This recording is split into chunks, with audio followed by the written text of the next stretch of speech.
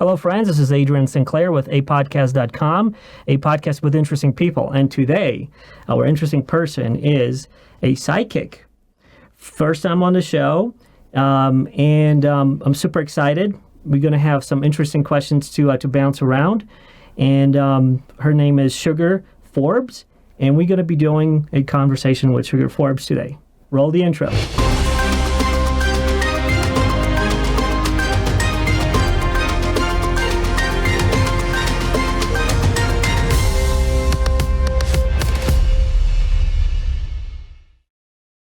Cute.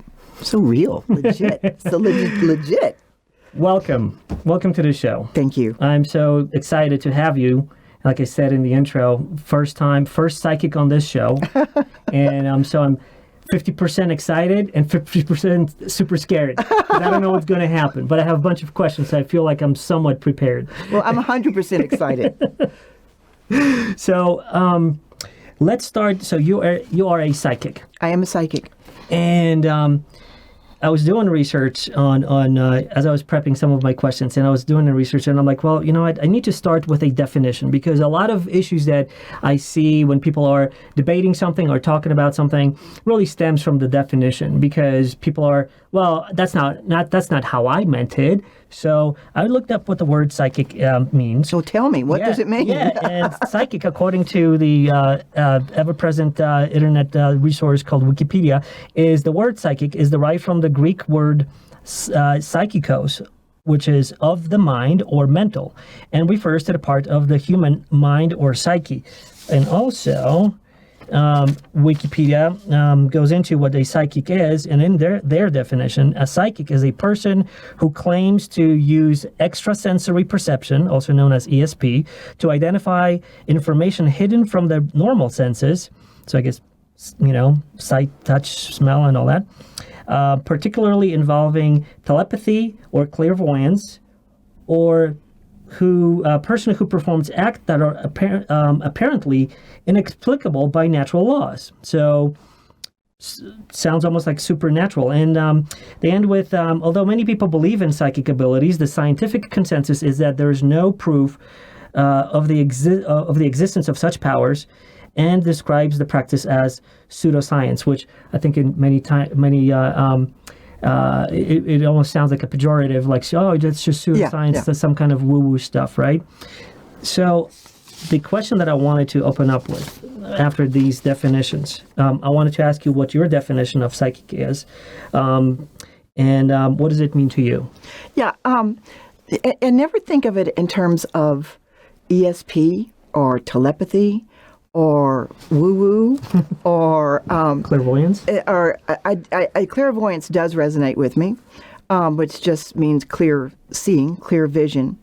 I sort of just take it sort of purely as it comes to me. I don't have labels for it. Although if I thought about ESP, telepathy, I can see how that would match up, but that's just not my regular day in, day out thought process. The way the psychic energy comes to me is in thoughts, is in images. It can be in symbols. So it's invisible. This is where people start losing the thread of being able to bite into it, get their teeth into it, because we are used to, and have become used to for hundreds of years, being attached to our five senses. We are in this physical body. We trust what we touch. I'm touching this fabric. We trust what we smell. We trust mostly what we see. Right. Here, these are physical senses. But there have been some scientific studies that say that we are hardwired for this psychic business as well. But we have become unused to using this muscle because we've gotten used to using our physical muscles. And if you practice using this psychic muscle, this unseen, this invisible information, then you get used to getting the information and trusting it. Mm-hmm. And the information is valuable, and it's valuable to me and my clients for clarity in their life, for changing negative patterns, for seeing where they're doing things without their own permission. They think intellectually that they can change something, but a lot of the work that I do with my clients is not something we can change by thinking through it. Or else, you're a smart guy. If there was something in your life that you just kept repeating over and over again, and you didn't want to do it again, you kept making that same choice, you would have already thought through how to not do that. So our subconscious is driving us 70, 80% of the time. Right. That means we're making decisions without our own permission. Now, that's invisible. We can't measure our subconscious except through how we've made our choices. So is that making sense to you about how I feel about psychic and psychic energy? And we'll talk more. Okay. I was hoping for a definition, like what if you see another person and they say, I'm a psychic too. What would be some of the things that in your what happens in your head when you hear that? Is it like, oh, well, define why do you think you're a psychic? What are some if I met someone and they said, oh my gosh, I'm a psychic too, I would ask them what modality they use. Some psychics use tarot card reading, and that's just a tool to tap into your intuition. Intuition and psychic abilities are interchangeable. So I could call myself an intuitive. Interesting. Yeah. And that just means that I'm picking up signals from you that you are not physically giving me. I'm seeing you as this really cute package of physicality, with your hat on backwards, your cute beard, smart, love your voice, and I see all this and hear all this physical stuff. But I am also seeing your energy, and I'm picking up on maybe some fear or some uncertainty, or what I'm actually picking up on you is that you're seeking and searching, and this could be an intellectual piece of information because the name of your podcast is a podcast for or about interesting people. Yeah. So that's an intellectual piece of knowledge. Right. But even if I didn't have that intellectual piece of knowledge, I would pick up that you were a curious person who is a seeker. And I wouldn't say anything to you about that. So if somebody tells me that they're a psychic and I wanted to engage them in conversation, be like curious about how they work, I would ask them what tools they use. Right. And do you hear things or do you see things? Do they come in symbols? Do you hear it in a song? Because the universe is sending us messages all the time. And we are either discarding them or believing them. And these messages are not necessarily, English is not the universe's first language. Right? So it's sending messages, trying to get our attention, trying to give us what we want, our heart's desire. And we are resisting that in different kind of lower vibrational energies, discarding it. I teach my clients, I give a lot of tools out. And one of them is that when you have something that goes through your mind and you immediately think, well, that's a random thought, pause for a second. It's probably not a random thought. It's probably a psychic hit. It's probably the universe, God, whatever you call a higher energy than ourselves, trying to give you a message that don't turn left, turn right, because your bliss is going to be to the right. Your next opportunity is going to be to the right. So if you think you had a random thought, just pause for a second. If you think, well, that's coincidental, just pause for a second and just start practicing your tool of receiving psychic hits. So it sounds like you're putting psychic abilities and intuition on the same or similar plane. Yes, okay. Sure. I interchange those. Okay. Yeah. So my question to you would be, when you say you see the energy or you feel the energy, is that a visual thing or is that multiple things? I mean, it's like when you see someone, would you be able to tell what you said about me thus far if you had your eyes closed all the time and you haven't had, you wouldn't see me yet? Obviously, you would hear me, and would you get everything that you've got as well, or would it be less thing? Like, how is that energy? How are you seeing that energy? That's a good question. Most of my work is done on the telephone, and a lot of my work is done with people I have never met before. So I haven't seen them. I do hear their voice. And there's some information that I can intellectually gather from their voice. But I try to put that aside when I'm doing a reading. And let me just tell you about some of the process of my readings, and so you can kind of get an idea of how I have to get centered. I have to quiet down my intellectual chatter, because right now I'm taking you in physically. Now, if I was giving you a psychic reading, I would have to quiet that chatter down so that I could hear the other things that you are trying to tell me about yourself that you need help with, right? So, no, I don't have to see you. Okay. Seeing you sometimes is more distracting. Like, I really like to do psychic readings with people that I don't know anything about. Now, I read a lot of people that I know a lot about. Family, friends, former clients, current clients. Mm-hmm. So I have some intellectual knowledge. So I get real forgiving about that. Because as a psychic, we all want validation, right? So the best validation is for me to know nothing about you, give you a reading, and you say to me, "Oh my gosh, how did you know that?" That's validation. And that comes to me in a psychic reading, whether I see you or whether you're on the telephone, whether you're in Portugal, Paris, Belgium. That comes to me in many ways. I'm not just one of the C's, clairvoyant, clairsentient. I can feel most of the time something that's going on in your body, and I will say, do you have a headache over your left eyebrow, or for you it's a little bit tightness over your right eyebrow? And that's either a yes or a no. Usually it's a yes. If it's a no, I don't take that personally. And I also tell my clients, listen, if I say something to you and it just doesn't land, like it's not making any sense, there's no pressure. Don't try to make me feel good, because people have a tendency of wanting to agree with you because they're nice. Don't do that. Just let that be.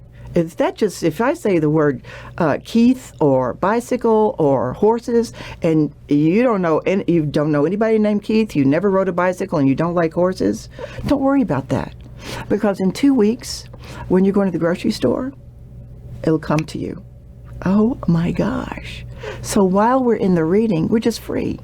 What comes from you to me, I say back to you. And now we're connecting dots within you. So do you feel that, because that's just what we opened up with is you are sort of channeling this through you, like what comes to you. You said, mm-hmm. I just kind of, I work with what comes to me. Mm-hmm.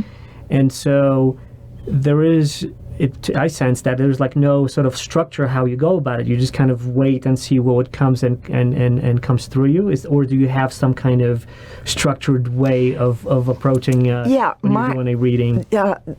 Most psychics have some kind of thing that they use. Tarot card readers have cards. Palm readers have lines in your hand to get them kind of going, to get into their intuition. What I do is take my clients into a short guided meditation. It does not matter whether you've ever meditated before or you meditate 6 hours a day. We just go through this short meditation. That gets me centered and stops my chatter, because I'm listening to the guided words that I'm telling you. And in this meditation are specific phrases that cue up my intuition, my receptors, right? And I do a thing that is called automatic or soul writing, because I could give you a psychic reading right here, right now, straight up, just you and me, nobody else out there, because I would not do that, because something may come up that would be sensitive to you. I'm okay with that. But during the reading, my consciousness would creep in, and something would come up from you that my conscious mind would say, that doesn't make any sense, don't say that. So that's not how I do my readings. I do this soul writing or automatic writing. So once you're going into this meditation, I start this writing, and I am committed to writing everything down that comes to me, even if it sounds silly to me. I try to stay out of my conscious mind and just stay centered and allow the flow to go. So I write everything down. And this is why my readings take a long time, 90 minutes.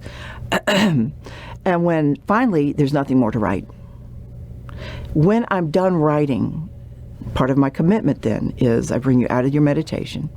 Quite often it has turned into a nap because a lot of people come to me tired, depleted, sort of dehydrated in their soul and their energy, and they go to sleep, which is fine with me. I love that.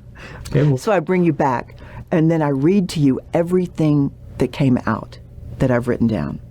And it's not linear. It is not like, and when you were this age, and then we come to this age, and then this is going to happen. It is all over the place. Sometimes it is when you were a young person, and what occurred to you then. I get that reading quite often. Sometimes it is one word. I read someone today, and I tapped into specifically her relationships, and the word widow came out. Well, she is not a widow, but her relationship is dead. So it's a lot of symbolism. And so as I'm reading this back to my client, their dots are being connected.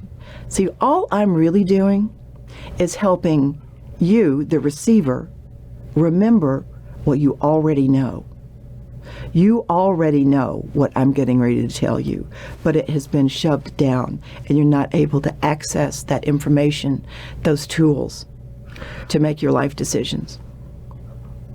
so I'm a natural skeptic. Oh, good. Although I have to say that throughout the years, I am opening up a little bit more to ideas as we realize, as society and science, as we realize how little we know. Always science opens up new doors, and there's new particles that they come up with, new like, oh, we thought this was right, and now we know it's wrong. And so we're constantly learning, but there's a methodology to it, right? There's the scientific method that they go through, so things are repeatable, measurable, and all of that. But we also came to the point where things are just so bizarre that even science is like, all right, this is magical or woo-woo, or I don't know. We're talking about dark matter that we can't measure, we can't weigh it, like all these different things that are invisible. So in a way, when you talk to someone, you say, well, do you believe in invisible things? And someone's going to say like, well, no, that's just nonsense, right? Because it's like, if I can't see it, if I can touch it, smell it, all my normal senses, then it's not real to me. And yet, through instruments, through science, we are capable of measuring some of those things, or speculate theoretically. That's something like, oh, the universe is expanding. It needs more mass, but we can't see it. Therefore, it must be some kind of dark matter, dark energy, and all that stuff. So, but that gets into the realm of, and my point is that it gets to the realm of, we are believing in some things even though they are invisible to us or they are immeasurable to us, and we have some theories, and so but we still sort of believe in them as more and more evidence comes in. With psychic reading, that is either impossible to do or very difficult to do. Although the one thing that I did find, or some of the things that I found, was which is very interesting, and I'm just going to read this. So apparently this physicist, Russell Targ, who originally was known in a field of lasers and laser applications, very smart man. Very science grounded. Very science grounded. He very, in very reputable universities, and he worked later on in Stanford Research Institute in 1972. He joined another gentleman, Harold Puthoff, who and they both worked on remote viewing, which was an interesting thing, especially that later it was funded by the CIA, exploring remote viewing, a practice that seeks impressions about distant targets using extrasensory perception. And they worked from like 1972 to like the 80s, I think, or 90s, even further. And the U.S. government was sponsored a lot of that work. So clearly, at least they wanted to see if there's something to it. And there was an interesting TED talk where the gentleman Russell Targ is sharing his experiences and how successful or unsuccessful they were. The critics of this are saying, though, that the program was terminating in 1995 after it failed to produce any useful intelligence information. But at least it seems like they were trying to kind of put the genie in the bottle, try to figure out whether this is real. Because, statistically speaking, like if you can say something in 50-50, you're going to be right or wrong, right? But statistically significant, if you're going to be in 70s, 80s, 90%, wow, okay, then there's something more to it. So I'm bringing this up because it's, there's obviously a lot of skepticism, and I'm skeptic about this because, how is this different, what you're doing when you're reading someone from a trained psychologist or mental health counselor, someone who's trained to observe and see your emotions, see how you are, all those little non-verbal cues that we give. How is that different than what you do? You're talking about talk therapy. Like talk therapy. Right. Well, as you know, my education and you is are, in, yes, I was going to say psychology. That, yes. Yeah. So you are a trained, so let's say that. So you are a trained psychologist, you have a psychology degree, and you worked in that field. So two questions. Yep. A, how did you get into doing what you're doing, being a psychic? And B, how is it different than doing talk therapy and being a mental health counselor? Let me take one step even further back. How did I get into psychology? The way I got into psychology is, as a little person, I knew things that I was not supposed to know. Someone could be saying something and I heard something else, so that's confusing as a little one. But I was raised in the South in fairly strict religious background, which I appreciate. I learned a lot from it. But the word psychic was why don't you just say devil, Right. And so I tapping into some evil right and listen, there are some, you can go to the dark side with anything. So I figured out pretty quickly, quiet that down. Don't tell people that you are seeing things, hearing things that they're not saying. And I thought as I was growing up, well, you know what, you just must be a savant in psychology, because the counseling part was so easy for me to get someone into conversation, and I was reading things and saying things back to them that they didn't actually say, but they felt like I knew them. And that's part of the therapeutic session, is for the patient, for the client, to feel known. And so they will open up and get to some stuff that they can't get to on their own. That's why they're coming to you. There's a problem that they cannot solve on their own. So take the psychology part, and how did I get to now being a practicing psychic? I decided that I did not want to spend my whole life in a chair counseling people. I wanted to do something more exciting. And not that that's not exciting, but I was just more of an adventurer. I want to do new things. So I have done many things over my life, and I'm getting up there in years, so I have a lot of experience. And everything I chose to do, I was not educated at.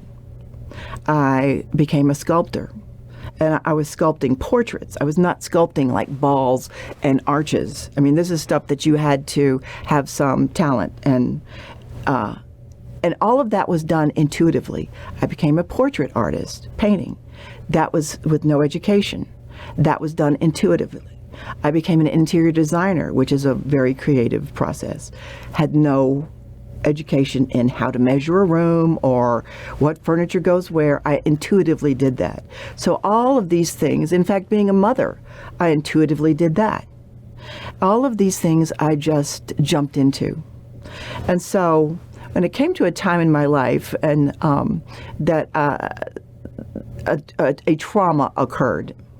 The trauma was the death of my mother. And that sort of spun me into, what do you want to do with the rest of your life? Because this life is short. When your parents die, you realize you're the next one up in line. And what do you really want to do? And I knew I always wanted to do something. I don't believe in retiring. I believe retirement is, don't even say that word. If you're going to do it, don't call it that. What did I want to do? And I wanted to be of service, right? So I remembered what I teach other people, to remember what you already know, that this gift that I just sort of was talented at, like some people are talented at playing the violin, was sort of talented at a very young age, came back to my awareness. And I just started practicing it gently, without being in practice of it, just gently with friends, families, clients, and realized that what was coming to me from the person who was the receiver was valid. And I continued practicing that over and over until I trusted it. Can you give me some examples? Yeah. I remember the exact moment that I said, oh my gosh, this is for real. I had gone into the field of massage therapy because I wanted to teach and practice infant massage. I was very drawn to just the magic pureness of babies. And then that morphed into people heard about that, and then they wanted to come. So I was doing massage for a lot of people. And I had a massage client, he had lost his job, and he was on the table, and, I was just doing the modality. And I said to him, well, I can't remember his name at the moment. Let's call him Joey. Well, Joey, you're probably going to wind up in Cincinnati. Kind of as a joke. And he popped up and he said, that's where I'm going to interview.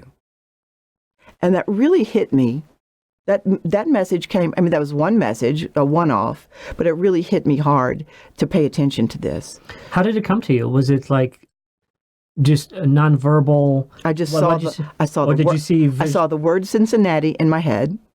I probably didn't spell it right, but I could read it. Right. And so I just said that sort of flippantly because he was in a bad place, and I was just trying to be light. Now, I like Cincinnati. I've heard Cincinnati is a wonderful town. It's, not Aspen, Colorado. It's sort of more homogenous, kind of white milkish, not real exciting, maybe. Maybe it is exciting if you live there. And so the word just came up, and I said that. And now we're in South Louisiana, Lafayette, Louisiana. Cincinnati, I could have picked any city in America or the world. Right. And that's what came to me, and that's where his interview was, and that's where he moved. And he responded to you right after you said it. Yes, he said, I'm going to interview there. So that was a profound moment for me, even though it might sound kind of flippant and not that big of a deal, but I was paying attention. I was already paying attention. I was already getting messages from people that were on my table that was helping them in the massage therapy.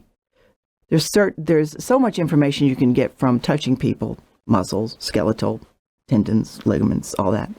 But then I was getting more information, and I would ask them a question, and they would be sort of startled that I knew what was going on in their life. But the Cincinnati thing really is the thing that got my attention. Was it, could have been like, I know probability is very low, but I as a skeptic, I would say like, totally. Lucky guess. Yeah, totally. Absolutely. Maybe he had something on his clothes, or maybe the way he walked, the way he talked, something maybe. Maybe he reminded me of that show, that radio show about Cincinnati. Could have been any of those things. And guess what? That would have been okay, because the universe sent me that message, however it got to me.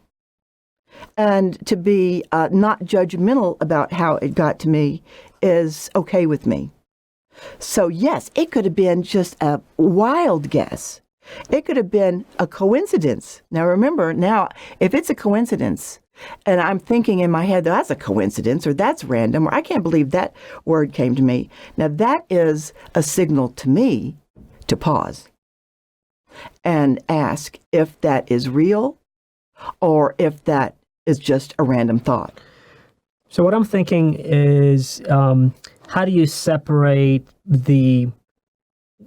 what can come, let's say, from, let's call it universe, as that word, from the chatter that we have in our brains, our thoughts, or how do you separate, like, this came in from this, I don't know, ultimate source, so it must be just the truth or something, versus just my brain processing and my thinking about things. And right. I love your questions. So if it came from the universe, right, the universe is sending me a message. God is sending me a message. It can't be wrong then. It must be something important and big. And it's going to come in lightning or capital letters or neon signs or blinking. It's going to be something important. It can't be something as mundane as just a thought, okay, or a phrase from a song, right, or a scene from a movie. That's not big enough for the universe to send you. Yes, that is big enough. So I accept everything, and the way I validate it is I speak it out loud, but first, what do? I write it down. So I won't cheat, because you want to be right. You don't want to embarrass someone and say, I'm thinking this Cincinnati thought about you. Because he could go, well, I would never live in Cincinnati. My old girlfriend moved to Cincinnati. I hate Cincinnati. You don't want that reaction. So you have to have. But that still would have been a sort of valid answer, because they're like, oh yeah, I thought about, or the universe gave me Cincinnati because your girlfriend or whatever past could have been as well. So you still have that room to interpret it. I really try not to throw anything out. Right. Because I'm not the one that's validating the situation. You're the one, the receiver is the one that's validating. If I say Cincinnati to you, does that mean anything to you? Nothing. No, flat. That's okay. That's not the word that you needed. I can come up with things. I mean, we drove through Cincinnati. But we're not forcing this. Yeah. This is not, nobody is forced in my sessions. Mm-hmm. If it lands and it means something, awesome. If it doesn't land, awesome too. Put that just back in your floppy disk or hard drive so that when it does come up in the future, it makes sense to you. Got it. And since I have my skeptic hat, I love your skeptic hat. My ball cap would make me, I would think in terms of, well, isn't it a little bit like fishing then? Fishing for connections in meaningful things, like if you say enough of words or terms or something is going to land with someone, right? Sure. You can say, oh, I sense you, anything you can come up with. Like if you say enough of words, someone is going to have something attached to it, especially the big ones. Everybody has a mother, everybody has a father, most people, right? So it's easy to attach to those. So you can say, oh, plug in. Mm-hmm. Plug in. Mm-hmm. So how do you dissuade a skeptic from something like that? So if I'm going to coach a skeptic, here's what I would tell him to look for. Look for stuff like, you're strong, yet you're vulnerable. Now, right. Does that fit? No, I mean, you can be strong and you be vulnerable. Right. But to look for things that are more specific and really kind of out there random, like Cincinnati. I'll give you an example. I was reading a woman, and I didn't want to say these words, but I wrote them down. I had to say them. Just in a line, the words daisy, bicycle, and meadow came into the reading. And so I got to those and I went, I don't want to say these because this is silly sounding, but I have to say them because I'm committed to say them. So I said, here are the next words that came up. Daisy, blank. Bicycle, blank. Now, I'm not starting to sweat because I believe and I trust that this is going to mean something at some point in her life. And then the word meadow is the third word I got to say to you. Blank. So I said, don't worry about it. Don't pressurize it. I got to go to the next phrase that came up. Whatever the next phrase was, I just kept on with what they're reading. And all of a sudden she popped up and she said, oh my gosh. My mother died in January. The last gift I gave her was a bicycle. She named it Daisy, and she wrote it into a meadow, the last thing I saw about my mom. Now, that's random to the extent that it is a validation. Do you understand that? Yeah. I'd say that if it would be just a single word, then I'll be more skeptical about a single word that has a meaning, because that can be totally random. I can find dozens of words that are going to be meaningful to you and me. But if there's like more than 1, 3, then the likelihood of that happening is, in my book at least, the probability is lower, because unless someone stitches very far apart events. But in the story that you told me, that seems kind of congruent and in one space. Where those three things kind of occupied, not far apart. Right? Came together. And the space of a psychic reading is short, even though my psychic readings are particularly long for a psychic. Usually they're 20, 30 minutes. But it's still a short period of time. And there's not enough time for her to go, oh man, how can I? Because people want to stitch these things together. You know, they want to get a message that is not from the norm. That's not from reading or listening or a religious leader. They're looking for that. That's why they come to me. I'm the last person that people come to. They go see their attorney.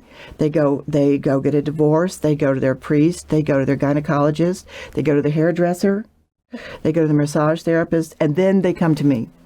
Why do you think people go to psychics? I mean, some of the people that I know that go to psychics, highly educated, super smart, very skeptical in like their day-to-day life, and yet they will go to a psychic, which is the opposite of like what science would be like, measurable, observable. I can put it in a box. I can have a formula. Why do people seek? Do people seek something out of that, some kind of special thing, something that's above the mundane reality? Like, what are your thoughts on like why people come and visit you? Couple of things. First of all, it's fun. It's kind of a little bit risky, especially if they're a person like you're describing. Let's say a tax accountant, somebody that's got that logical, practical, analytical. So there's an entertainment factor to it. Right. And then there is this, it's a bit maybe like watching a magician. There is something there. They don't trust it fully. They're skeptical, as you said, but what if? I mean, how big is the universe? What things can go on that we have no way of imagining? So, since it's kind of fun, it can be lighthearted. Some people come to me for entertainment, and they leave with something a little bit more than entertainment. Right. But the reason they came, some girlfriends will come together, especially for a medium read. People want to come together. And it can get serious very quickly. But so I think there's an entertainment kind of lighthearted attitude about it. Like, I'm going to give this a shot. I mean, right. I'm not signing up for a year worth of psychoanalysis. I'm just going to go see this psychic. I don't even believe it. But, Susie Q down the road said she really told her some stuff that she could not have known. And so people are interested in the unknown. They're interested in being known. When people leave a psychic reading, they feel so good because they feel like I've connected with them. And when, like, I'm feeling good right now, feeling better than I was 2 hours ago, because I'm feeling connected to you as a human being. There's a chemical that's being produced in my body that's making me feel good. And by the time we get done with this, I might even feel a little bit high. So people leave a psychic reading with these chemicals going off in their body that makes them feel good. They'd be a little bit tired later on because I've connected with them. They feel like I know them. And I do know them. I know something about them that they haven't told me. Now I kind of concocted something in my mind, which is, are we in this modern world of social media, the 5-second videos, grabbing everybody's attention, getting those eyeballs on whatever platform, and are we just so distracted with everything that we lose the humanity of having the interpersonal connections, and in that way, people coming to you kind of get that good feeling because they are doing that. They are doing connecting for longer than 7 seconds. 7 seconds on their phone. They're not clicking something. They're stuck there. Right. They're stuck there with the incense. They're stuck there with the crystals. They're stuck there with my voice. By the way, you smell very nice when you walked in. Thank you. Yes, I think people are thirsty. I think people are thirsty for real connection. And as woo-woo and out there as the word psychic is, people that come to me, this is not French Quarter psychic stuff. This is like I'm really intentional to heal something in them. And in a psychic reading, there's some kind of healing because when you feel connected, you feel a healing. Your heart starts to heal. You feel like you're safe. And there's a place that you could come back to and reconnect. So you are a very warm person. You are, it's like virtual hug is that what I feel, that energy. Some people would describe that as energy. Oh, it is energy. Vibration. Yeah. And everything is made out of energy. Everything vibrates. And so we are living in this soup of atoms vibrating and moving and all of that. So even on a scientific level, you could say, you can kind of attach that to everything is vibrating negative energy. And we'll talk about that too, because I know you have an opinion on that, I'm sure.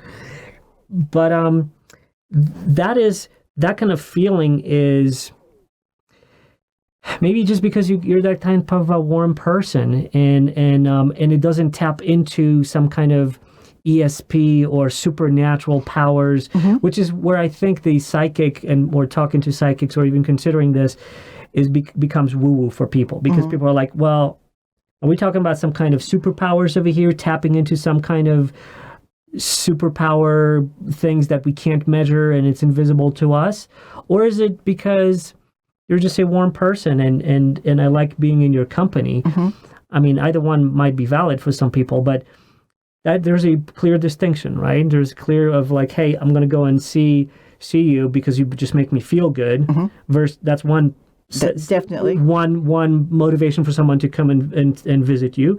And then someone who says she has powers. Like she has ESP, she has stuff that I don't, and she can give me some of that, whether it's energy or knowledge or whatever. Those two are very distinct in my, I mean, I would come and see you because, I mean, it's just fun sitting over here and talking with you. I mean, we're here and this is great.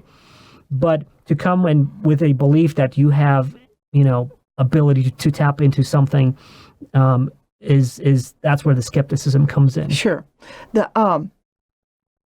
Yes and yes. Sorry, I'm sorry. I'm not sure. I'm not sure what that question was. There was a question but I totally tracked everything you said. Yes, there is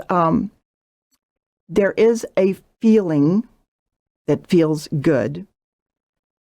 Whether I'm working with you on the telephone, you still feel that virtual hug.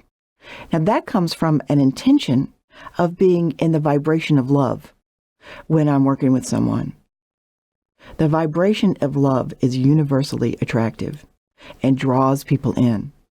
You're being drawn into that by me now because I'm in my vibration of courage, which is a high vibration, love, hope, sincerity, and a bit of enlightenment, although I don't call myself that enlightened, but tippy-toeing into that. So these are attractive vibrations. We're attracted to that. Like people are attracted to puppies. Like people are attracted to kittens. You are drawn to that. Not that I'm a puppy or a kitten, but I am intentionally have raised my vibrations before I see a client to a high vibration. I don't see a client in the vibration of jealousy, envy, shame, guilt, anger, resentment.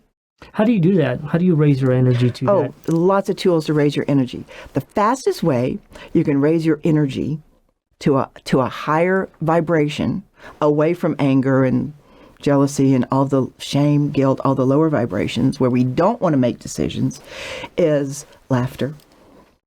Laughter, the vibration of music, meditation, talking to someone who you love, who loves you back, that will raise your vibrations.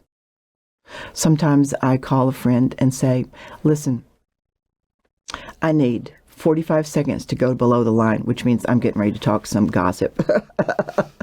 After 45 seconds, you got to help me get back up here. But I got to tell you this thing that happened. So you have a friend like that. But the fastest is laughter. If you have a friend that makes you laugh, notice how often you want to talk to that friend. They raise your vibrations. It feels good. I'm giving my own self chill bumps right now. So I use a lot of, these are the tools I use to raise people's vibrations. First, I meet them in the vibration of love myself because I really care about who I'm working with. Even the people that I know are lying to me. How so? Some people I have to meet people exactly where they are. I am not practicing psychology So I meet them as a psychic energy healer. And if you come to me and what you want to do with me for an hour is lie, that's okay with me. Does that give off like a different energy or vibration? Can you sense that? Oh, when you're lying? Oh, yes. I know when people are lying. And I'm talking beyond like cues that, that some people may say like, oh, well, looking away is like a telltale signs, or do you feel it in other ways, like not just visually when you look at someone, someone is nervous or someone is, it's more than that, because there are, there's studies of like how people lie and what like giveaways or things like that. And I've studied that. In fact, I'm fascinated with that. I love studying body language, but it's more than that. I have felt this my whole life, and I used to call it wow wow. That somebody's talking to me, and I would think, ooh, there's some wow wows, and it feels like for me, an energy wave emanating off of that person, and it's sort of vibrating onto me. Now, I don't go back like this. I just recognize that I'm hearing a wow wow, and it can be very convincing. Do you think that the receiving of that kind of energy, is there like are you doing that with your whole body? Do you think your brain is that antenna that receives that? Or how does that happen that because we have eyes to see, we have taste buds to taste, nose to smell, ears to hear, sense of touch. But beyond that, that's why ESP is that extrasensory perception, right? We don't have any more senses to Right. We don't have any more physical senses we can define. Right. So what is it that you think you have or psychics have to receive that or does everyone have that? Is everyone a psychic in a way? Or like how is that energy, how is that vibration received by you? What do you think is it with your whole body? Is there like an organ in our brains that's where is it? Okay. To answer one of your questions there, that was 15 questions, but I'm good at this. Yes, everyone is psychic, but not everyone pays attention to or practices their psychic talent or gifts. We all have it, but we don't tune into it. Your second question, is this a whole body thing, or is this a head thing, or like you're hearing something weird in your ears? All of the above, if you pay attention. Think about this. Our energetic body does not end at the edge of our skin. Your energetic body emanates out from your body.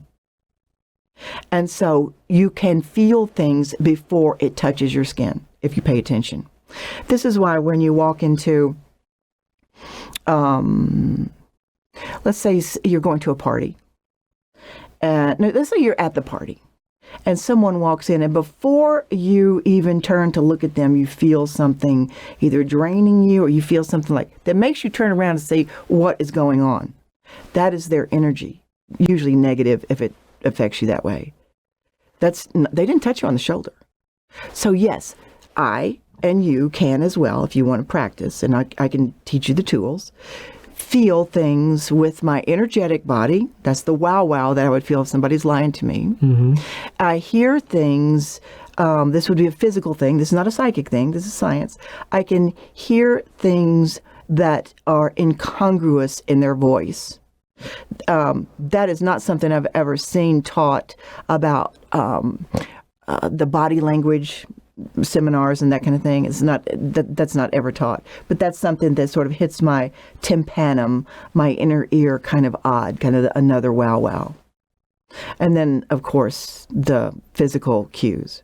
I try to not pay attention to the physical cues because I want to stay centered in the psychic cues, because it's a psychic reading.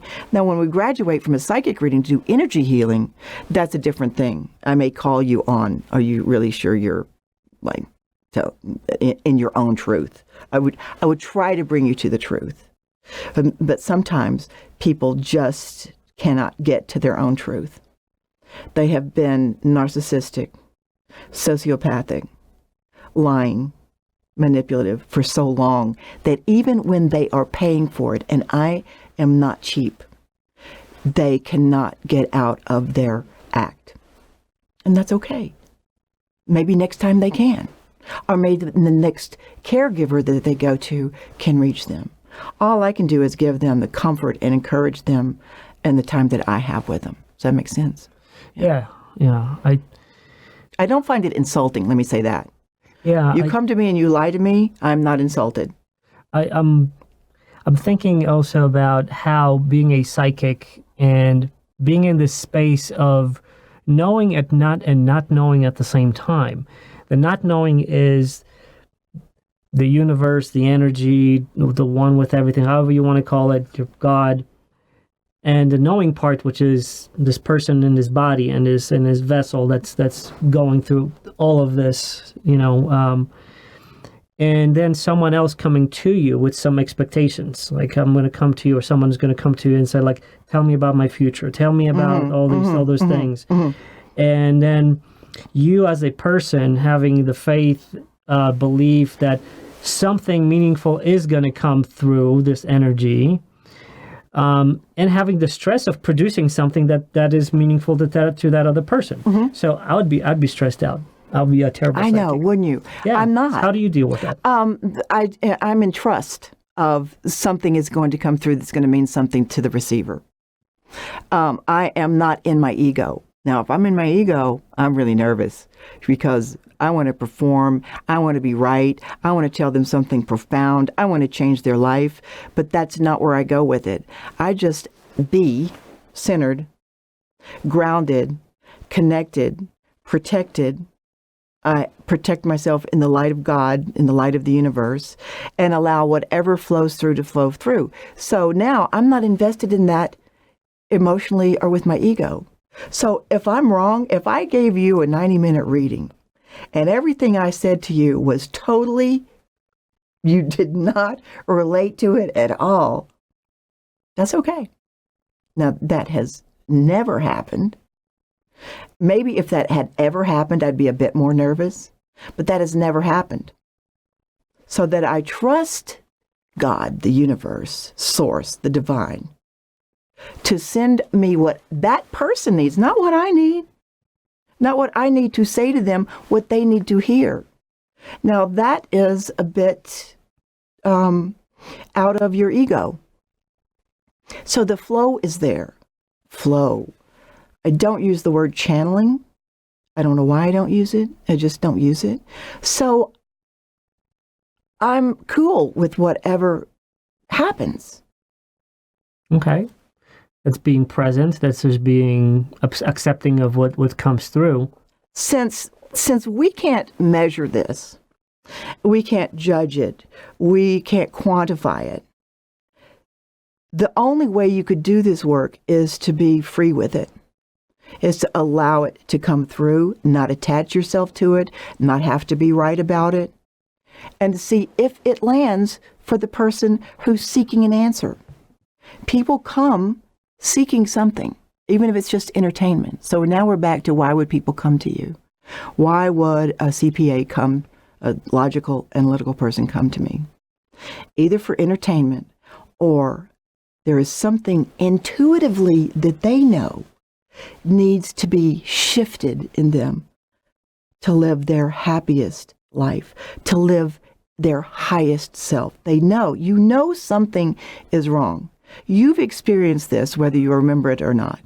There you have known something is just off, and you couldn't put your finger on it. So maybe that's something coming out of the subconsciousness of a person? Certainly. That they can't put a finger on it? Yes. Your subconscious is, we've discussed this before, but I'll repeat it. It's giving you messages all day long, every day of the year, without your permission. Now, if your subconscious, if you were programmed in your subconscious when you were a little one to not touch a hot stove, you're not going to touch a hot stove, and that's a good thing. But if you were programmed in your subconscious as a little one that there was something wrong with your body, so now then you're 32 years old, you're fit, you're strong, you're attractive, but when you look in the mirror, you see something wrong with your body. That's your subconscious telling you that. That's a subconscious negative programming that you brought in as a little one and believed is the truth? Oh, we'll get into that.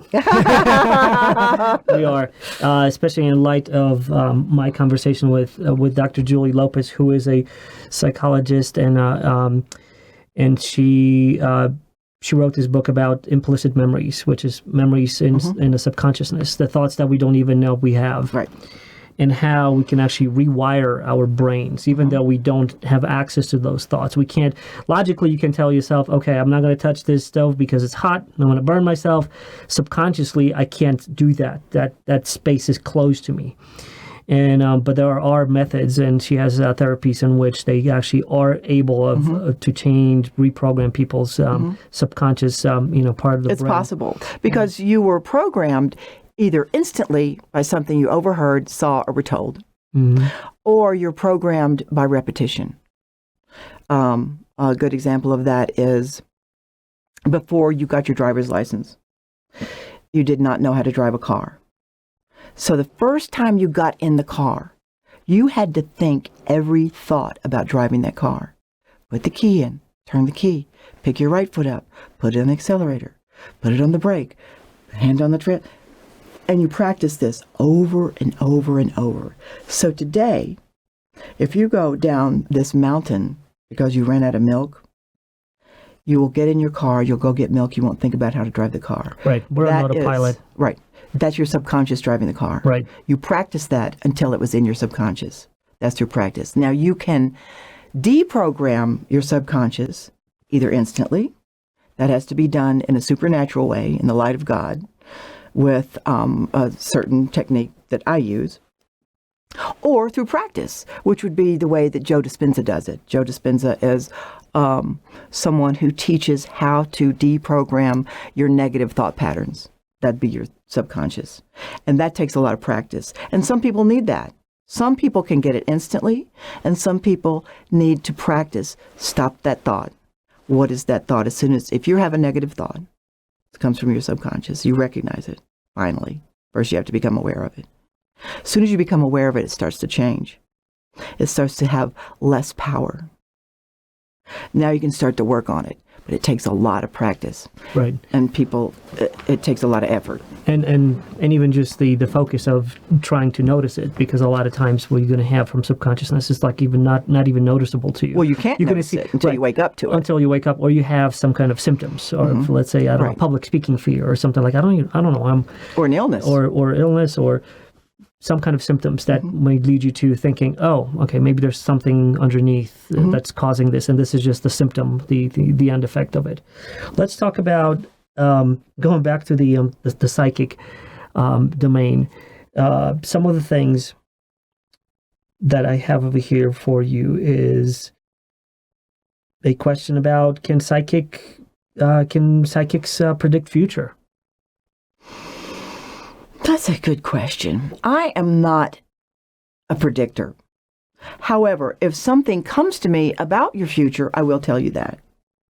But I'm never looking for that. That's not what I'm looking for. Again, let me repeat this. I am open to whatever message comes through. It is not my intention to look at your future. Although I do see some futures, but I see them sort of, you would consider this probably too vague for you. I can see someone's future if something big is going to happen, but I don't necessarily see what those details are. I can see it whether it's in their relationship or their career. I can see if it's east or west. I can see if it's leaving a position to a new position. I rarely see something that's a downturn for someone. It just doesn't come to me like that. A little bit disappointed, I gotta say. Because I was going to ask you, how successful is this show going to be? And I would want a prediction. What I do with this podcast and this. I can tell you this. Before, I think it was before we talked, maybe it was after we talked.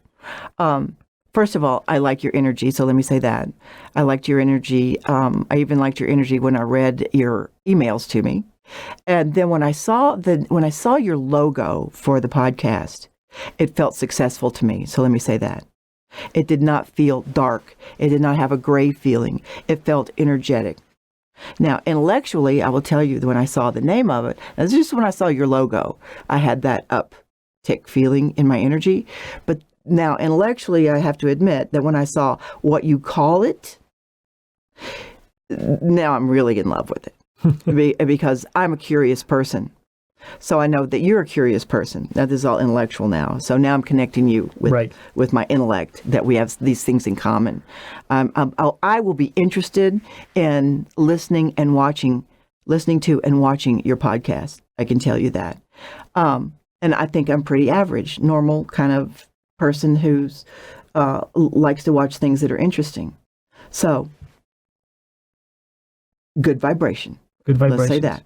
All right. Well, I'll take that. I will take that. I don't think you're going to stay here, though. Stay in what? In Utah, or really? Mm-hmm. Tell me what you feel on that end. Like, why? Like, is that just coming to you? Or like, do you feel that energy that I'm not going to stay here? I don't know if it's like that slight accent I hear. Yeah. I don't know if that's informing me. And so, I will take information from anywhere. Right. That's all I can say about that. Okay. Yeah. That's very interesting. I am curious just like you are, and I want to commend you for being here, because being and talking about psychic, I would be afraid as heck. I mean, because I think I still have that in my mind, like as a psychic, you have someone is coming to you. They're paying for your service. It's almost like I'm going to a store. I'm going to give money. I want something solid. But with psychic, it's like it's ephemeral. It's ethereal. Mm-hmm. It's not like here's not packaged and boxed. Right. It's not atomic in this. Like here's this. Okay. Here's that. You never know what you get, and that's why, like, where my fear would be if I would be doing something like this, because then I feel like I need to produce something for you that's meaningful. Mm-hmm. But what I got from you so far is that you don't let that affect you in a sense. You basically just wait for what comes through, and then what comes out, and you are not attached to it. It is what it is.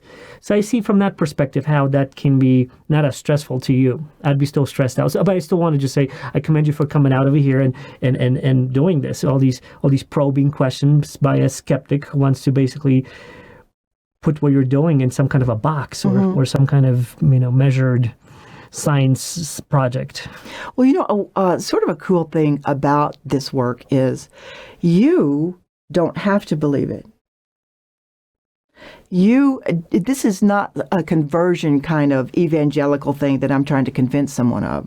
Okay. In fact, I have a relative who was concerned about my soul. And wanted to know. Well, you're tapping to Satan energy, clearly. Right. So. And I wanted to know all about it. And I said, listen, I will tell you all about this all day long, but I am not trying to convince you of anything. I will tell you my experience and how it works for me and how it works in my practice, but I'm not trying to convince you of anything. So you're not trying to sell someone on something. Like, I'm not trying to sell you. I believe in it. And I believe that if you got miserable enough, you'd have to be miserable enough, you would come and just tap in and see is there anything sugar's got for me? I mean, the worst that can happen is I'm going to spend an hour and a half with sugar. Yeah. So I've been grilled by the best. Well, I'm glad that you're here and you're sharing this, because I have more questions for you. And, what I wanted to know is, what do you consider I want to talk about psychic messages. That's something that you mentioned.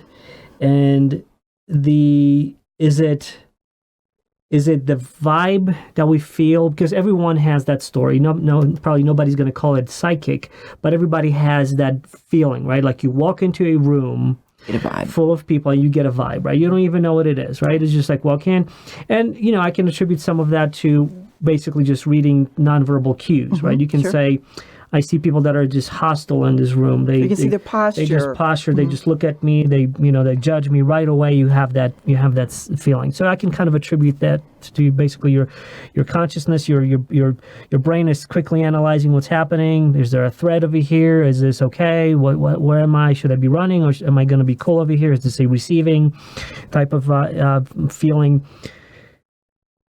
But that's something how I approach, like, on a cognitive level. Right? Sure. But that's different than like some kind of energetic vibration that we feel or something. How do you what do you think? What do you think about that when we walk in? What's happening when we walk into a room and we get that feeling?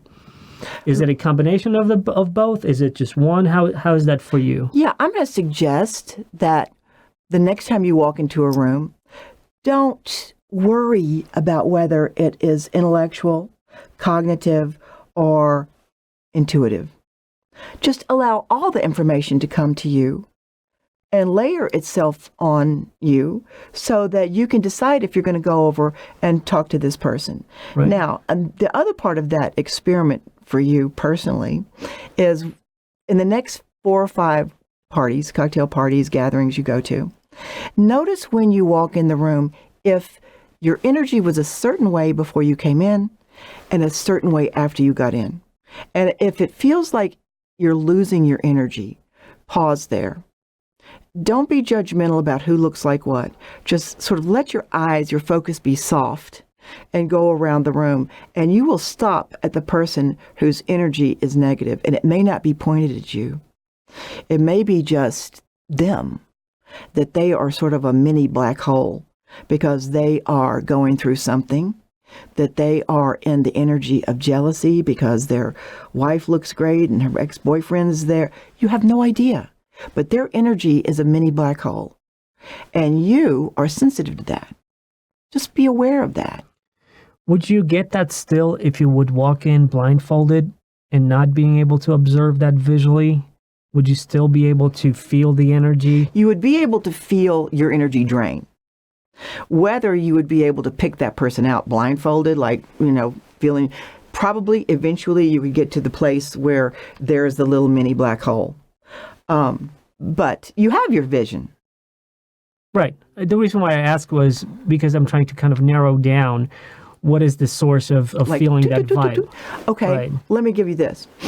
There is a thing that I can do with you that teaches you, and this is science now, that we are all hardwired for intuition, and that you feel your intuition in a physical part of your body, a physical sensation. Now, that is something that we trust. A stomach ache, a headache, a twinge in my cheek, my leg goes numb. You trust this as a feeling. And I can teach you to tune into that feeling. When you walked into the room, you could feel a yes or a no. If you feel your energy draining, and there is a yes or a no person who is negative. And so you can learn to tap into a physical sensation that you trust. My eyes twitching, I'm trusting that. And go in that direction and find where the no person is, the no energy, the heavy energy, the dense energy, the negative vibration. Your yes won't go there. Does that make sense to you? I don't think you've ever... I'll give it a try next time. Yeah, I don't think you've ever... you probably haven't learned that technique.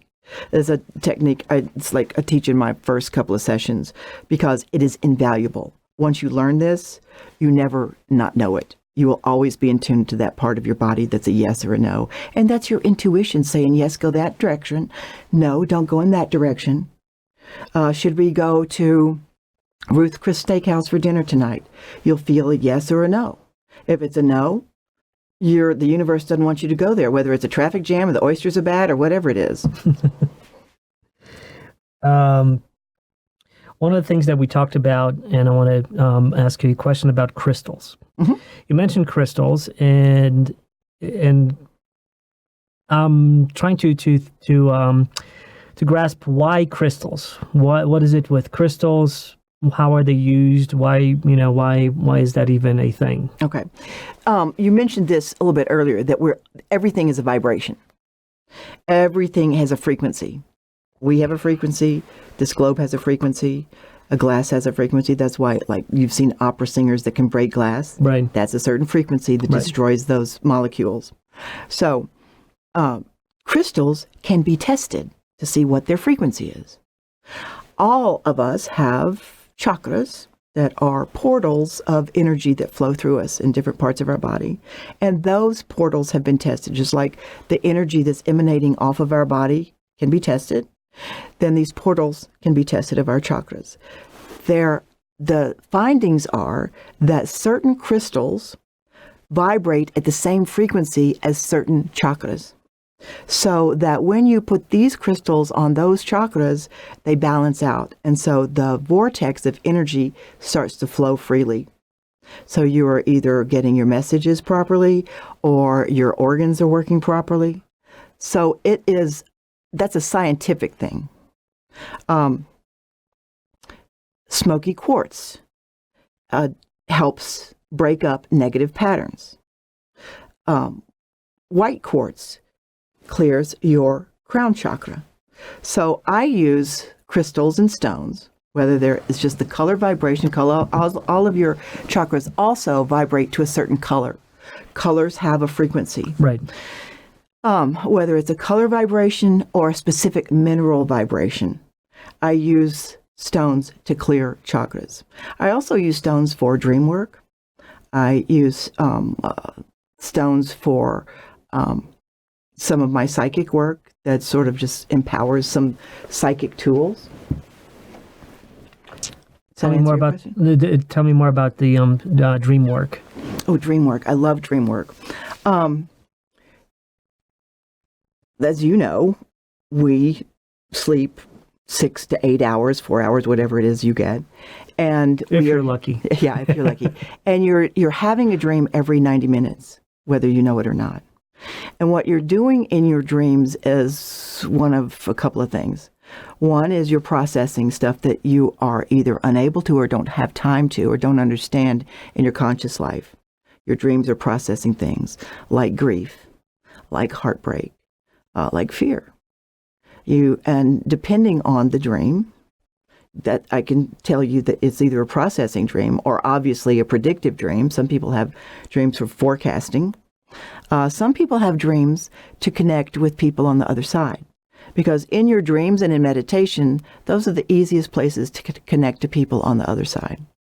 So dream work is extremely important to our health. I had insomnia for 12 years, and I can tell you I was ill.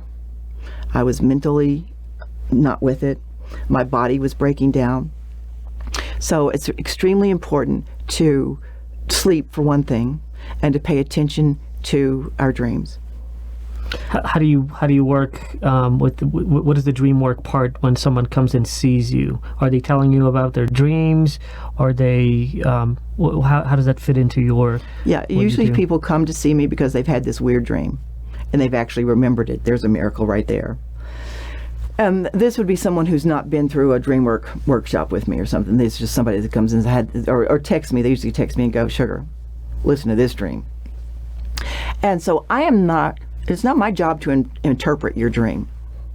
It is my job to help you interpret your dream. So the first thing we do is define, what kind of dream is this? Normally, a lot of the times, it's a processing dream. And so we look at the process, and it could be being chased by snakes up a tree, and then there was a lion, and then the sun stopped shining, and then the sun turned into tar, and all that kind of thing. So that we sort of look at, the first thing I ask them is, when you came up from your dream, what was your first emotion? Now, it could be snakes chasing them, but they may be giggling and think it's funny and be happy. So if that is your first emotion, let's take a look at that.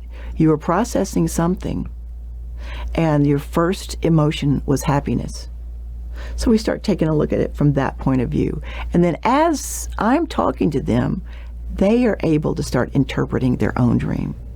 I can't interpret your dream. I mean, I could say, snakes mean money, or trees mean pregnancy, or whatever. Those two things are not right. That's not my job. My job is to help you understand what's going on with you.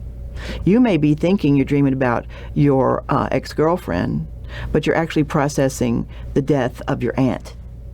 You have to figure that out, and I can help you walk through that. If it's a predictive dream, that gets a bit more serious, especially if it's a negative predictive dream. And do you want to take action on that? And it could be a predictive dream that's negative, but when you come up for it, what was that emotion that was attached to it? If it's fear, let's pay attention to that. If it's curiosity, I was just kind of curious about, that plane was sputtering, and then we just take a look at that. Is that through a conversation that Yes. Processing? Yeah, that is not a psychic reading. Okay. The psychic reading begins and ends with the psychic reading. The rest of everything I do is pretty much based in science and is healing your subconscious. Tell me more about the psychic messages. You mentioned that, and what is it? How do you define that? What do you do with that? Psychic messages. Again, you know what? I don't even worry about it. I kind of... I recognize on a level that I'm having an intellectual thought. And if I'm in a psychic reading, are you talking about if I'm in a psychic reading or if I'm just like checking out at the grocery store? A psychic reading. Okay. In a psychic reading, I'm in a different vibration, let's say. I'm in a different place than I am in. See, hear my voice start to change when I just start thinking about it? Okay, my body is starting to change too. I'm telling my body to change and get centered and get into certain vibration where I can hear things that are not intellectual, that I can be looking at you and getting some visual clues, but at the same time hearing what it is psychically that I need to hear from you. So let's say I'm getting something from you, but I'm also getting something intellectual that I know about you at the same time. That is, like if I had a nightmare, which I don't, that's my least favorite thing to collide. And so I have to be forgiving about, well, this intellectual thing creeped in. I got to write that down. And I tell people, intellectual stuff may come through. So the difference between what a psychic message feels like and what an intellectual knowledge feels like. Well, intellectual knowledge feels solid. When I feel stuff that I know about you, it feels like I'm holding a hardback book. When I'm getting a psychic reading from you, it's more like a whisper. It's more like it's like more like mist. But yet it's still there. But it's not as solid as a hardback book. It's more like, it's a radio wave. So I don't understand how radios play music. Because something comes through the air. Invisible, and creates a frequency that turns into Eric Clapton playing Layla. That is, now you talk about a mystery. That is a mystery to me. right? So That's the easy part for science. Right, exactly. So I'm tuned in to a frequency that I'm getting, I wish, Eric Clapton playing Layla, but I'm getting a message from you or from Zach like a radio wave. And I have fine-tuned my, let's call it psychic hearing, because now I'm thinking about it's in my ear, although sometimes it's a message, words. I don't even refuse a movie scene or a song. I might be giving you a reading and I'll say, I'm getting this. I'll write it down, of course. I'll write down, I am getting the song Layla.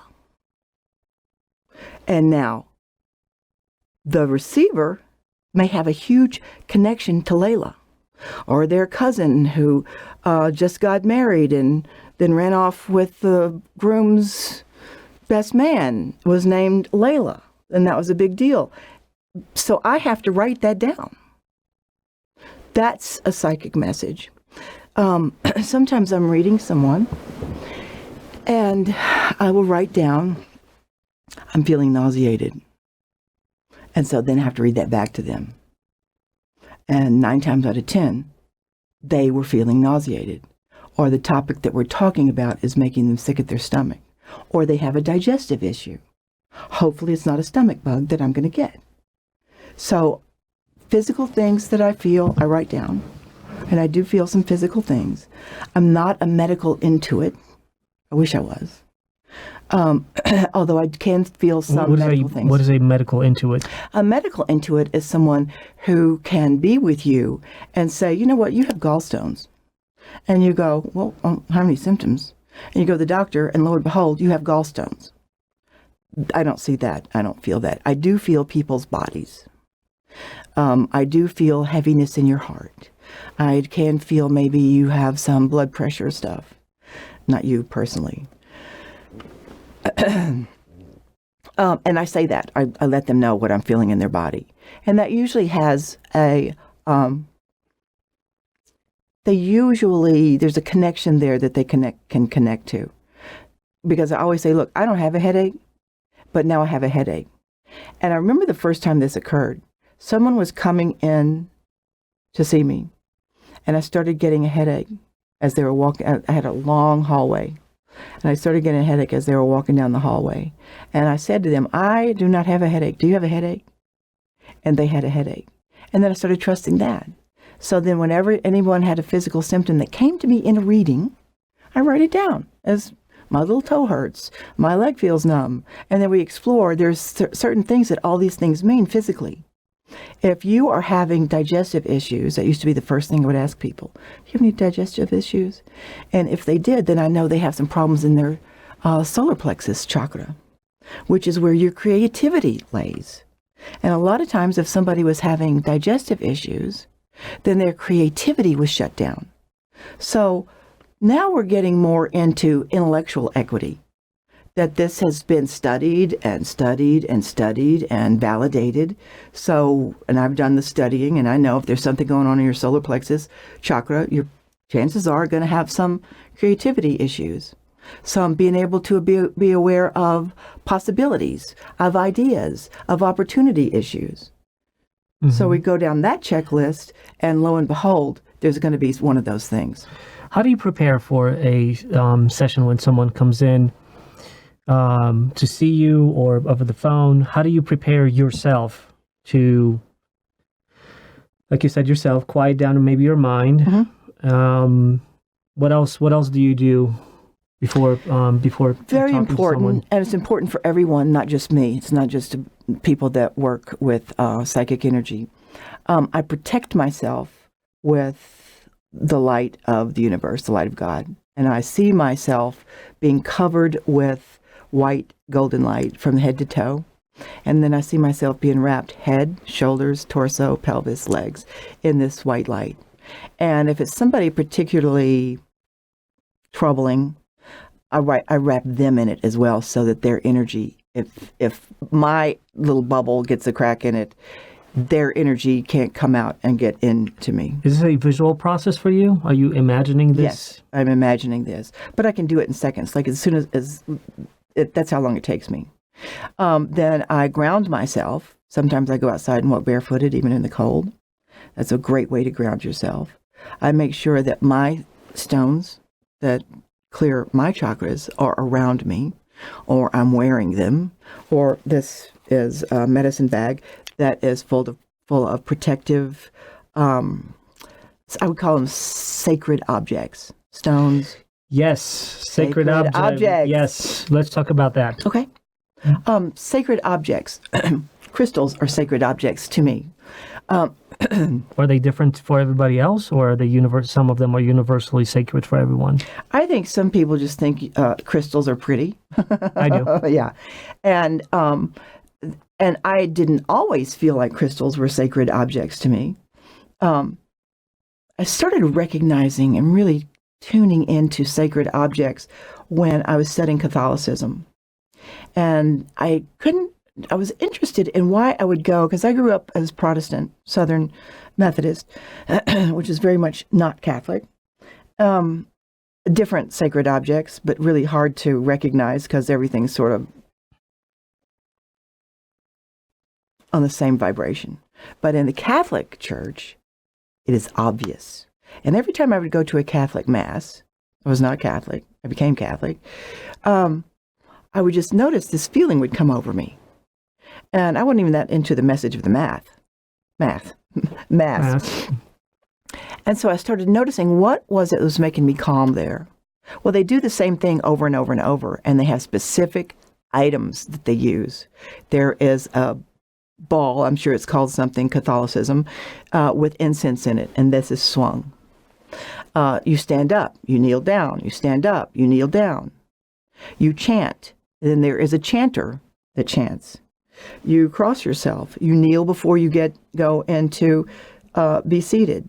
All of these are framed in respect and honor and all of that for a higher power, God, Jesus. But then I realized these are all sacred objects. The body of Christ, how it's broken, the goblet that they pour the wine in. This is all sacred objects. Mm-hmm. And the Catholic Church has these sacred objects that they pass around like a splinter from the cross, really, but they feel like it's sacred. Then I started applying that to what are the sacred objects in my life? Because those sacred objects centered me. And see, that's the whole point in a Catholic Mass. I don't know if you're familiar with Catholicism. You go in, you do all these same things that you always do. You can count on it. And what that does is quiet your energy and get you in this place where you can hear the message that the priest is giving from the Word. Are the sacred objects sacred to, because the ones that the Catholic priest or the church chooses to determine or acknowledge or say like these are sacred objects, that's by their either choice. The sacred objects that you are carrying with you, those like the crystals, those are chosen by you. Correct. So it seems like everybody could choose their own sacred object. Yes, they could. In fact, is it an intuitive? Is it like how does that process happen? It's something that means something to you, and just you resonate to like I like a crystal or something, like it's appealing to me for whatever reason. Maybe it's just the way it looks, the structure.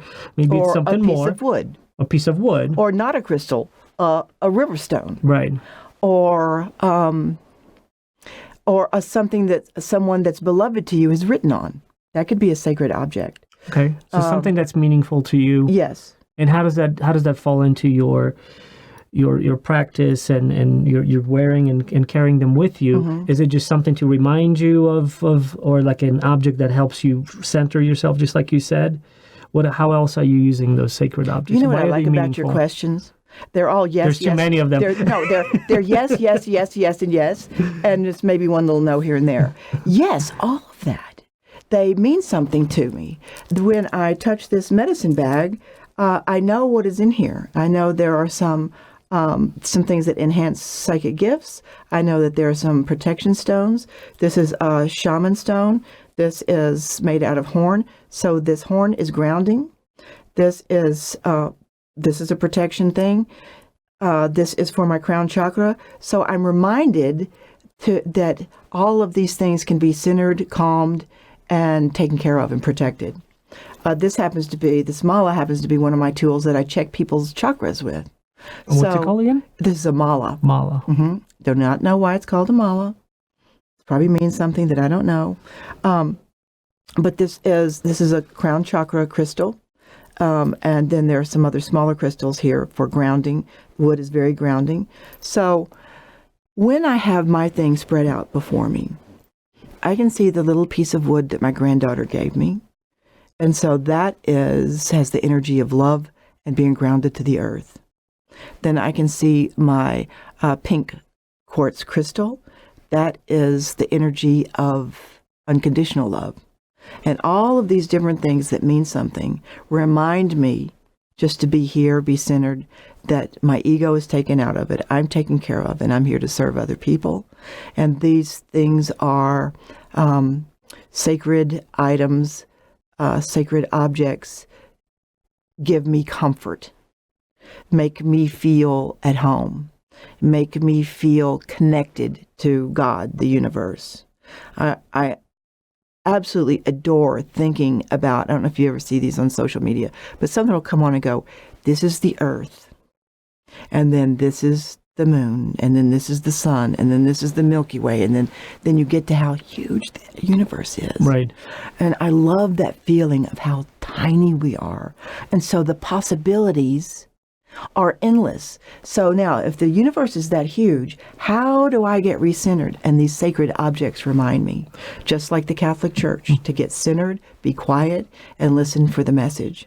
So it's not that these objects have some supernatural magic powers. It's just tokens that are meaningful to you, that make you think about what they mean to you, and therefore bring you to that energy, mood, vibration. And so therefore, they have supernatural power. Good point. That's how you can... Because a little stick that a little 5-year-old just brought to you is just a little stick until you give it the power to mean something to you. I'll go along with that. That makes sense to me. You probably have some little sticks. I do have some things that have special meanings to me. Mm-hmm. I'm not sure if I thought of them in a frame of sacredness, but they are. I'd be unhappy if I would lose them. So they have some kind of value to me. I don't think they have supernatural powers in terms of magical things, but right. If you reframe it the way you did, which is, well, they are supernatural because they make you feel the way they make you feel. So they're not going to turn straw into gold, right? But they are going to change your mood and your emotions, and that's a sense of alchemy. Yes. I'll call them special. Yeah, let's call them special. You know what? Let's call that a good baby first step. Mm-hmm. You mentioned chakras as energy portals. Mm-hmm. Can you tell me more about that? I've heard of the term. Mm-hmm. I've seen depictions of certain centers in human body. Mm-hmm. What more can you tell me about chakras? What do you want to share on that? Yeah, why are they meaningful? I like to talk about these things that are sort of mysterious and it's subtle energy. It's not something that's obvious, in ways that people can relate to, so that you can learn something from it. Go back to remembering that your energy doesn't end your skin, and so that we are vibrations, and that we have certain places in our body that the veil is thinner, and that energy is flowing into and out of. And these chakras, and I'll name them for you, there's 7 that I work on. There are many, many, many chakras, but there's 7 that most people who work on subtle energy work on.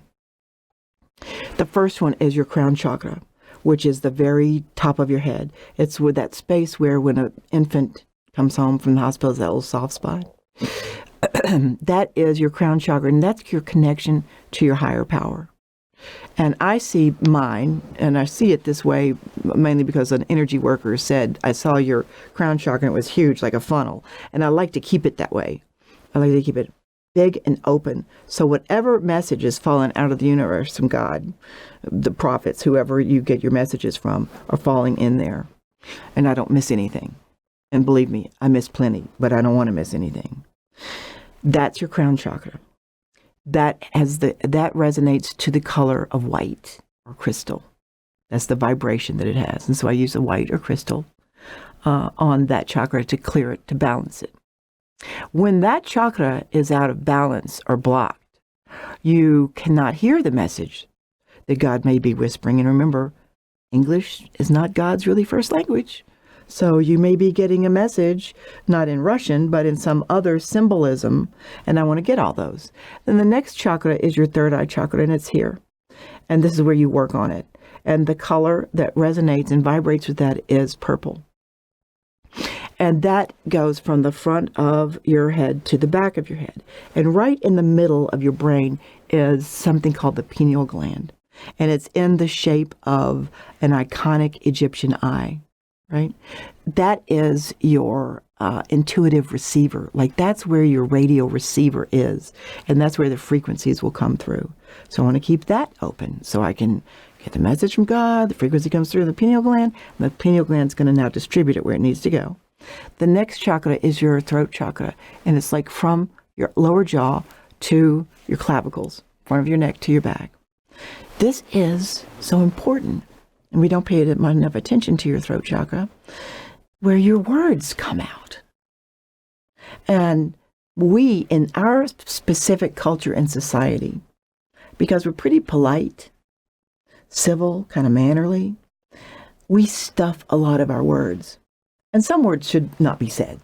I mean, I've been in a relationship with people that needed to stuff their words. But some words need to be spoken, but we don't do it, so we stuff it. And that stops up, contracts our throat chakra. So then when we have something to say, we can't find the words. You'll hear this all the time. I just can't find the words. The words won't come out. The words are stuck in my throat. I can't get the words out. It's because your throat chakra is constricted. Now, your throat chakra can be constricted for a lot of reasons. You may have strep throat. When I'm checking your chakras and your throat chakra is backed up, out of balance, you may have some sinus drainage. It could be something physical. But it also could be that you need to get some words out. And to get the words out, we have to clear your throat chakra. So there's a pathway for them to come out. How are you checking those chakras for whatever? For whether they're backed up, yes, out of balance? Yes. With my mala. I hold my mala over your chakras. I'll do this before we leave. If it's going clockwise, it's balanced. In what sense? Like clockwise? I will hold it over your body at a chakra, and if it goes clockwise, I see, it's balanced. If it's still, it needs to be balanced, and if it's going counterclockwise, we're going to call in an exorcist. No, I'm just kidding. We really need to do some work on it. I need to do some work on it, and you need to do some homework on it. Okay. To keep it. Now, your chakras. Remember, I'm at the throat chakra, so we'll get to the heart chakra in a minute. But your chakras get out of balance very easily. They're delicate. They're subtle energy. It's permeable. And so I could balance your chakras, which I'll do for you today, when we get off camera. And you'd be balanced. You'd kind of feel a little bit better. It's not a dramatic, like, oh, wow, that was a shot of tequila. And then you could get in your car, go get the elusive bottle of milk that we need, and somebody pulls out in front of you. Your adrenaline starts to dump. You slam on the brakes. You start to skid. Boom. You're starting to get out of balance. So your chakras need to be cleared kind of on the regular. So now let's get to your heart chakra. Your heart chakra, right in the middle of your sternum. This is where you give and receive love. And the color of this, your throat chakra is blue, by the way. The color of your heart chakra is green.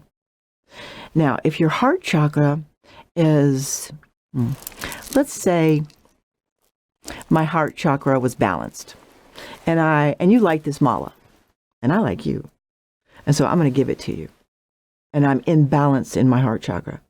I just give it to you, and I don't think about it again. I mean, this is my favorite mala, and I don't think about it again. No strings attached. Now, let's say my heart chakra is out of balance. It needs to be cleared up. There's something. It's like a little wound or something. But I still like you. And I know you like this mala. And so I still am going to give it to you. But here's what's going to happen when my heart chakra is out of balance. I'm going to have a little micro thought. Adrian's going to like me for this. Or he maybe even do something back for me that I give him this mala. That thought's going to come into my head. I may discard it, because I'm kind of an evolved person, but it'll come. If I'm balanced, it won't even come. It's effortless.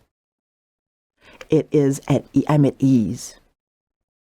So now below your heart chakra is your solar plexus. That's below your sternum, above your belly button. The color of that vibration is yellow. You could actually clear your solar plexus chakra with other colors. That's the only one you can, but we won't get into details of that. This is where your upper digestion is. This is where I feel people when they have digestive issues. And this is where your creativity lives. This is where, and we all need to be creative to be happy. I don't mean we all have to paint portraits or be Jackson Pollock, but you have to have a creative thought. You have to play, you have to glue stuff together with your little one with scissors and do something. I totally agree. Yeah. And when that is out of balance, you don't have any creative thoughts. They're just there. It's not like, oh my gosh, I'm not having any creative thoughts. They're just not, they just don't come. It's not like you miss them. They're just not there. And your digestion can be off. And your self-worth can feel kind of funky because there's just something not right. So that's your solar plexus. Very, very important. That's also where jealousy, envy, anger, shame, guilt, those kinds of negative vibrations can start to rise up when normally when you're balanced, those would not be in existence for you. When you're out of balance, easier to get in touch with those lower vibrations in your sacral solar plexus. Now let's get to a very interesting, not that they're not all interesting, but this one is particularly, is your sacral chakra, the area below your belly button above your pubic bone. This is where everyone's sex organs lives. This is your sex life. This is your personal power. This is also your money. This is where your financial energy lives. When I clear someone on money, I'm sure a lot of people come to you with that issue. Yes, money is a very popular issue because everybody's got some funky thing around money. And whether it's a big oil company with a rig off of Africa, or whether it's someone who's just trying to figure out how to go to a yoga retreat, everyone has some funky energy around money. So when I clear someone around money, I always give them this warning. Now, you've been cleared for money, and that's your sacral chakra. So you can go ahead and text me tomorrow, especially if they're married, and let me know how your evening went. Because quite often, a little love life, let's say, that has been a little bit sleepy for a while, perks right up when you get cleared around the energy of money, because I'm clearing your sacral chakra thoroughly. That is the color orange.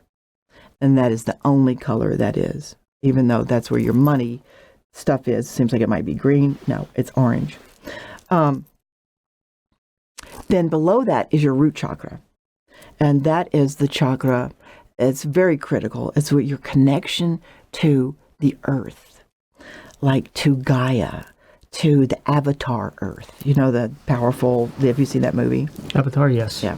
That kind of connection, that deep with the tree, that is that kind of connection. And when you have that balanced, then you are home no matter where you are. No matter what your financial position is, you feel okay. It's like you are one of those clowns that, I don't even know if they make this toy anymore, and this is back when dinosaurs were roaming the earth. There was this toy that was a blow-up clown, and it was weighted at the bottom, and you could knock it over, but it always came back up. It's something that you can count on. You feel safe and secure. Even if you are not sure exactly what your next financial move is, you know it's going to be okay because you're connected to the power of the earth. Right. And if you're not connected to that, then the rest is sort of goes. So that's a color red, ruby red. So with all these chakras and the work that you do using crystals, well, I have two questions. One is, how have someone came up with these chakras, found them where they are? I'm curious about that, if you know. And two, how did they attributed these characteristics that you mentioned? You know, the connection, the pineal gland, to these specific characteristics, like this is your money, love, sex, here's your creativity. Like, I'm just curious, like, do you know how that came about? You know what? I want to do this. I want to make another appointment with you. And so I want to dive into that, and I want to be really, really, really factual rather than, yes, I knew that, and now then I just do the work, and I've forgotten all the specific details because it's fascinating, and you'd love to know it, and I am not able to speak to that as beautifully as I would like to speak to that.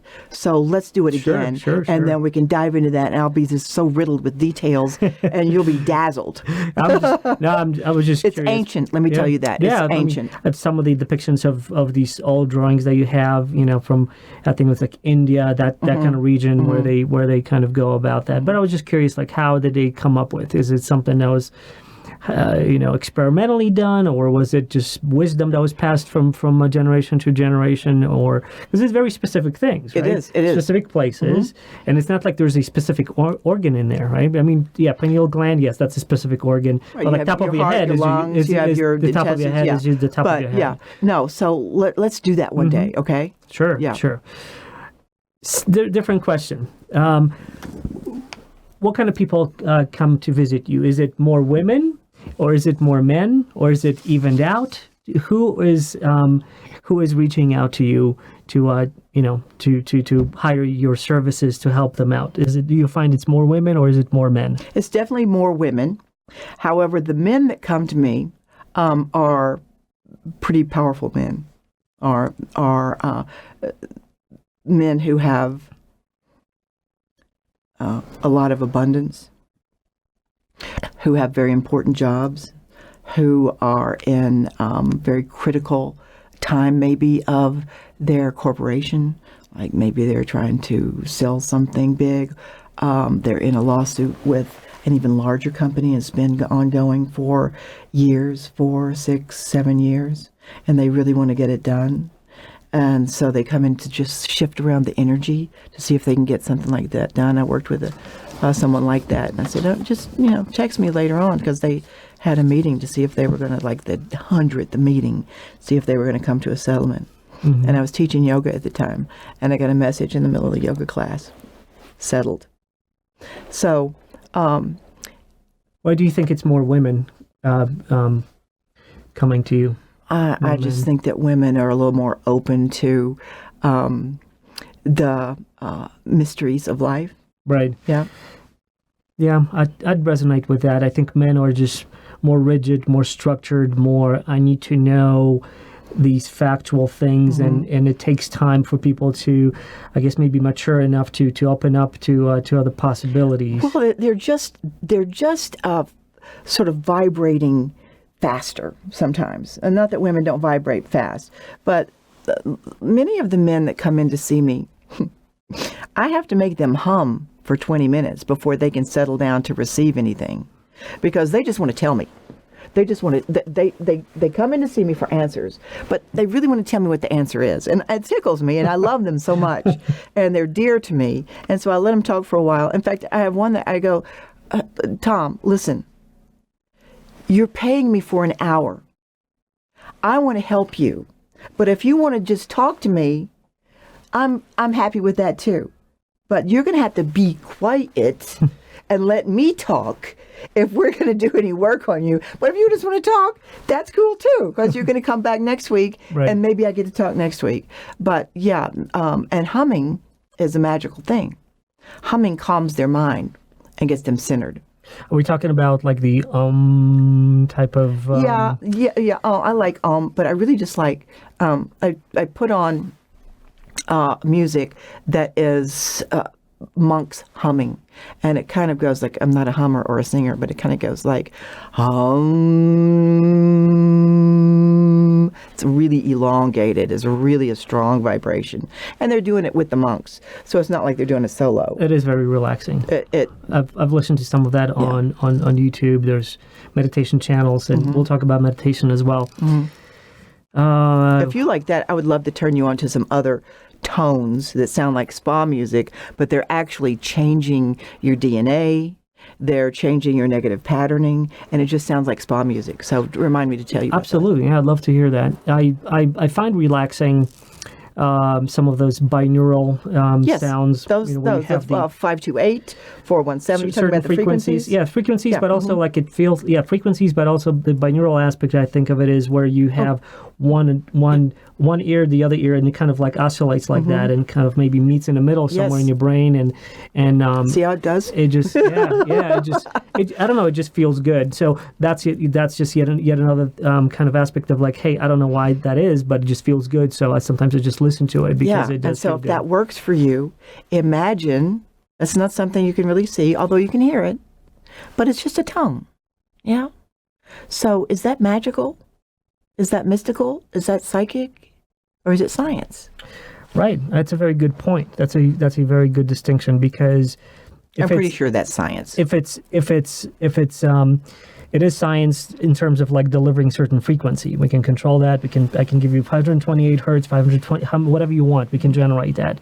But I think what's magical is the unexpected effect of it on you. Mm-hmm. Why we're talking about like alpha waves, theta waves, all these different Mm-hmm. frequencies which have like specific hertz scientific values for like how we measure these things, and yet they have some kind of influence over you. You're listening to this, and it makes you feel this way. You're listening to some other tone, different frequency. Mm-hmm. It puts you in a better mood, different mood, or you feel something, and it might not be tangible in terms of specifics, but as the recipient of it, how you feel. Mm-hmm. And so in that aspect, I would maybe not call it magical, but definitely different and special. Mm-hmm.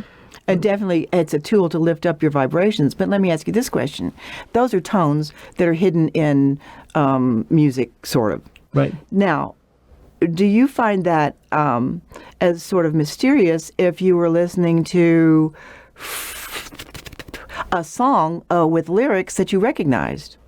Like, I have a whole list of what I call happy songs that I prescribe to some people who are dealing with certain things.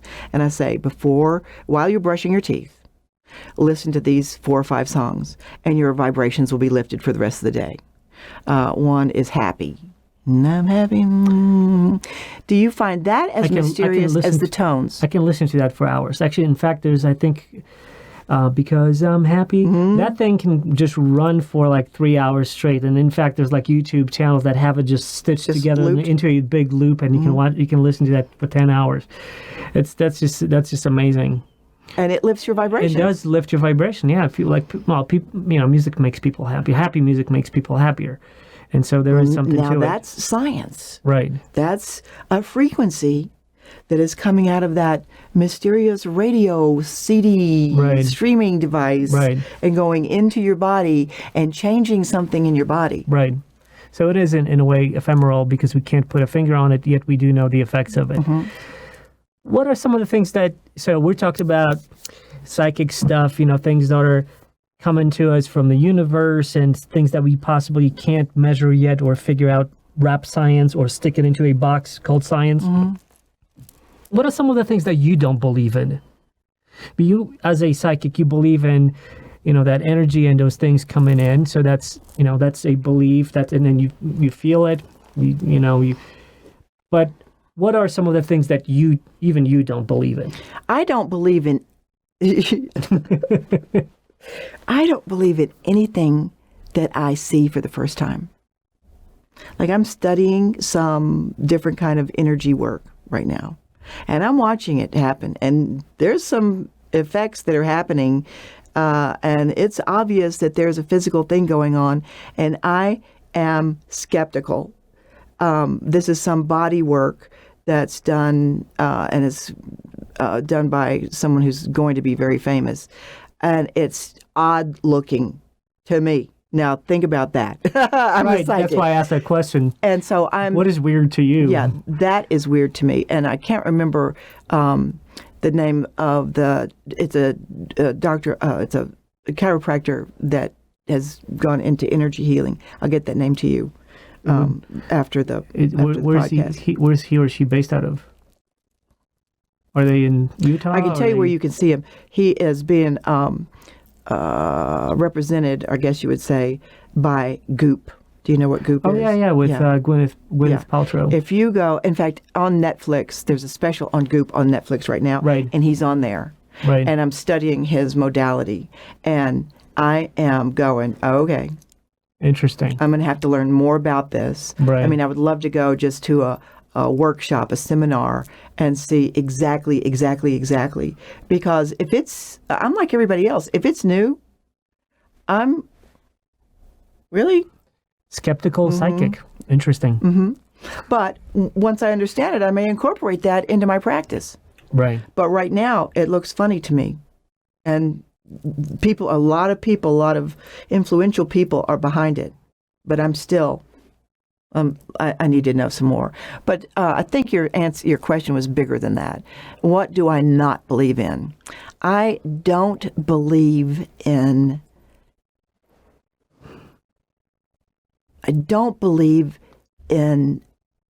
people's beliefs that exclude other people's beliefs, if that makes any sense. Like, I grew up Southern Protestant. And if you did not believe a certain way, which meant all of India, all of China, they were all going to hell. And that never made sense to me even as a little girl. How could that be? So I don't believe that. I do not believe that if you're Catholic, then Hindus are not going to make it to heaven. I'm not even sure I believe about heaven. I believe in an afterlife, but I no longer believe that there is a cloud and a harp and a cherub and a man in a white robe at a gate that either is or is not going to let me in. I no longer believe that. Okay, well, that's very definitive. I like that. I do believe in a higher power, God, but I no longer believe that he has a white beard or is Caucasian or is even human. Right. That is such a, just, what's the word? Anthropomorphizing, I want to say. Mm-hmm. Anthropomorphizing. Well, gosh, I can't say that word. That's okay. I'm tracking everything you say. Too many syllables.